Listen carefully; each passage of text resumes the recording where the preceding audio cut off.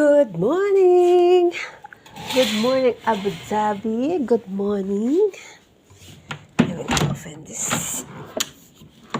Okay, Good morning, guys. Mga mare, eto na naman ako. Dito ako sa Abu Dhabi. Oh my God. Kamusta mga mare? So, mga mare, ito na nga. Ito yung view ko ngayong umaga. So, isi-share ko sa inyo para at least ma-inspired kayo. Sabi ko sa inyo, libre lang to. As in, libre mga mare. So, mare. So, pag yumaman tayo, mare, yung bakanting lote na yan, kita mo yan, mga mare, yan. Baka dyan natin itayo yung mga ipaplan natin, ha. So, please subscribe and follow me. Anything na mag-grow yung ating YouTube. So, at least, meron tayong makikita at the end.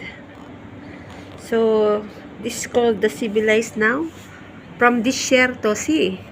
From desierto going to building. So, this is how they make it here in Abu Dhabi. So, walang nasasayang na desierto. And I think even this water is like man-made. It's only man-made because before it's all, see, you can see that. All is a desert. All is desert. So, they just made only like a man-made creek side, or it's called like kung sa atin is riverbank, but from here is not riverbank. It's like only like a pond. But still, they can make it jet ski. They can make it also, they can do a fishing. How great the people, no? How to make it be productive.